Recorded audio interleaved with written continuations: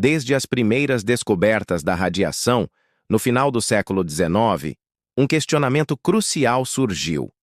O que acontece quando essa energia invisível encontra a vida?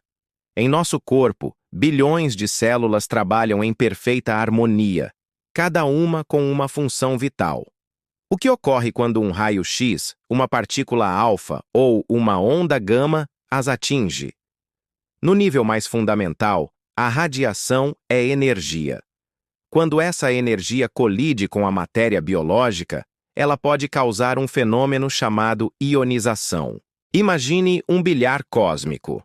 A radiação é a bola branca que, ao atingir os átomos e moléculas em nossas células, arranca elétrons de suas órbitas. Isso cria íons, moléculas carregadas eletricamente, que são quimicamente instáveis e altamente reativas. O principal alvo dessa violência molecular é o DNA, o manual de instruções da célula. Quando o DNA é danificado, seja por uma quebra direta na sua dupla hélice ou indiretamente pela formação de radicais livres, que são moléculas altamente reativas, geradas pela ionização da água dentro da célula. A célula entra em crise. Pequenos danos podem ser reparados por mecanismos celulares, mas danos extensos podem levar a 3 caminhos: reparo imperfeito, morte celular programada, apoptose ou, o mais perigoso, a uma alteração permanente que pode levar a problemas futuros. A extensão do dano depende de vários fatores. O tipo de radiação, algumas são mais ionizantes que outras. A dose de radiação, quanta energia foi depositada, e a taxa de dose, se a exposição foi rápida e intensa ou lenta e contínua. Em resumo, o primeiro encontro da radiação com nossas células é um momento crítico, onde a precisão atômica pode determinar o destino de um organismo inteiro. Os efeitos biológicos da radiação não são um interruptor de liga-desliga. Eles dependem crucialmente da dose absorvida. Essa dose é medida em grays, GI, que representa a energia de radiação depositada por quilograma de tecido. Mas nem toda radiação tem o mesmo poder destrutivo biológico. Por isso, usamos o Sievert, ICV, que leva em conta o tipo de radiação, nos dando uma medida mais precisa do risco à saúde humana.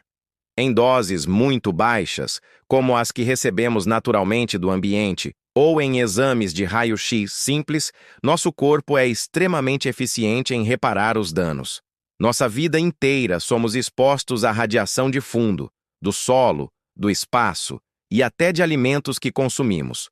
Nosso sistema celular tem mecanismos robustos para lidar com isso. Os efeitos nessa faixa são considerados estocásticos, ou seja, aleatórios e com uma probabilidade baixa de ocorrer, como um risco ligeiramente aumentado de câncer a longo prazo. Não há um limiar claro abaixo do qual o risco é zero. No entanto, à medida que a dose aumenta, entramos no reino dos efeitos determinísticos. Aqui, há um limiar claro, uma dose mínima abaixo da qual o efeito não ocorre, mas acima dela, a gravidade do efeito aumenta com a dose. É como uma queimadura solar. Um pouco de sol pode ser inofensivo, mas uma dose excessiva causa uma queimadura garantida. Doses acima de 1 sievert, por exemplo, podem levar à síndrome aguda da radiação, SR, com sintomas como náuseas, vômitos, fadiga e perda de cabelo. Doses ainda maiores, acima de 4-5 sieverts em todo o corpo, podem ser letais, pois causam danos irreparáveis aos sistemas mais sensíveis, como a medula óssea e o trato gastrointestinal. Quando um corpo é exposto a uma alta dose de radiação em um curto período, os efeitos são devastadores e podem levar à síndrome aguda da radiação, SR. É um colapso sistêmico, onde os sistemas mais sensíveis do corpo são atingidos primeiro, desencadeando uma cascata de falhas. A primeira fase é a prodrômica, que ocorre poucas horas após a exposição. Náuseas, vômitos, diarreia e fadiga são os sintomas comuns, variando em intensidade com a dose. É o corpo reagindo ao choque inicial. Essa fase pode ser enganosa, pois é seguida por um período de latência, onde a pessoa parece melhorar, mas os danos internos estão se desenvolvendo silenciosamente. A fase mais crítica é a manifesta, que pode durar semanas. Aqui, os efeitos se tornam visíveis e severos. O sistema hematopoiético, a medula óssea, responsável pela produção de células sanguíneas, é um dos mais vulneráveis.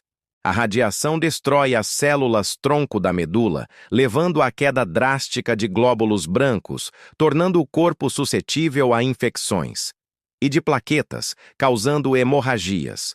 Em doses ainda maiores, o sistema gastrointestinal é comprometido. O revestimento do intestino é destruído, levando a diarreia severa, desidratação e uma porta aberta para infecções. Finalmente, em doses extremamente altas, o sistema nervoso central é atingido, causando convulsões, coma e morte rápida. A síndrome aguda da radiação é uma dura lição sobre a potência destrutiva da radiação quando não controlada, e as complexas interações que essa energia tem com a intrincada biologia humana.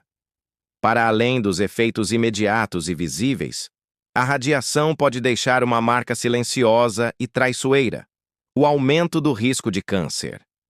Diferente da síndrome aguda da radiação, o câncer induzido por radiação é um efeito estocástico, o que significa que sua ocorrência é aleatória.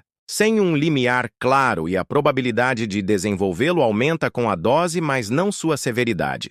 É um jogo de azar com apostas elevadas. O mecanismo central é o dano ao DNA que não foi reparado corretamente. Uma única célula pode sofrer uma mutação que, em vez de ser eliminada pelo corpo, se replica e se torna uma célula cancerosa.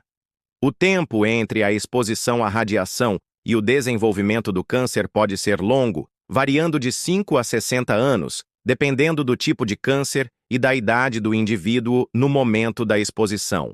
Estudos epidemiológicos com sobreviventes de bombardeios atômicos, vítimas de acidentes nucleares como Chernobyl e grupos de pacientes submetidos à radioterapia forneceram dados cruciais sobre esse risco.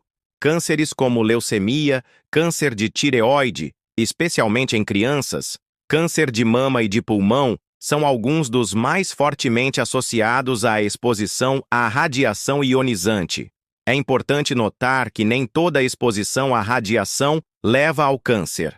A maioria das pessoas expostas nunca desenvolverá a doença, mas o risco existe e é uma preocupação fundamental na proteção radiológica. Compreender esse risco nos permite equilibrar os benefícios de tecnologias como exames médicos e energia nuclear com a necessidade de minimizar exposições desnecessárias. É a eterna balança entre o avanço e a segurança.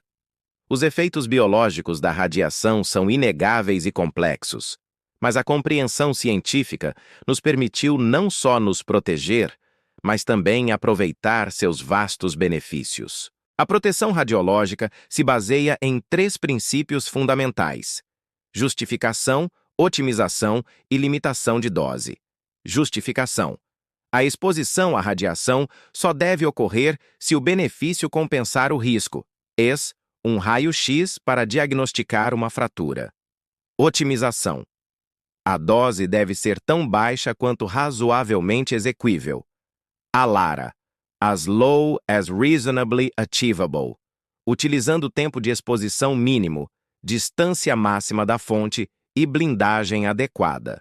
E limitação de dose. Existem limites de dose estabelecidos internacionalmente para trabalhadores e para o público, garantindo que ninguém receba uma dose excessiva.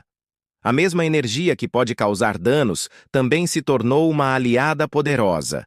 Na medicina, a radioterapia salva milhões de vidas anualmente, focando com precisão feixes de radiação para destruir tumores malignos.